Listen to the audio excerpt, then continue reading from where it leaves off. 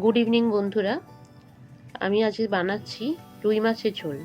প্রথমে কড়াইতে তেল গরম করে নুন হলুদ দিয়ে মাছগুলো দিয়ে দিলাম। মাছগুলো ধীরে ধীরে ভাজতে থাকলাম, উল্টে পাল্টে ভালোভাবে রুই মাছগুলো ভাজতে হবে।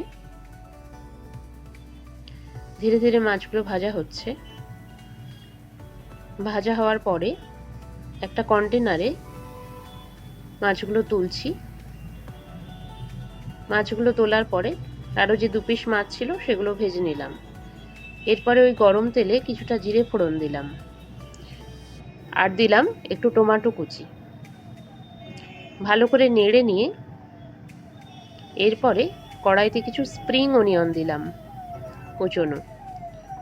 এরপরে কিছুক্ষণ নেড়ে নাড়তে থাকছি। এরপর দুটো কাঁচা লঙ্কা চিড়ে কড়াইতে দিলাম। দেওয়ার পরে আদা, ধনেপাতা, জিরে বাটার একটা মশলা বানিয়েছিলাম, সেটা দিয়ে মাছগুলো কড়াইতে ঢেলে দিলাম।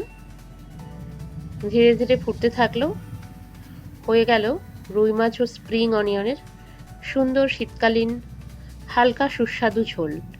এবার আপনারাই কমেন্ট করুন বন্ধুরা, কেমন হয়েছে। টাটা।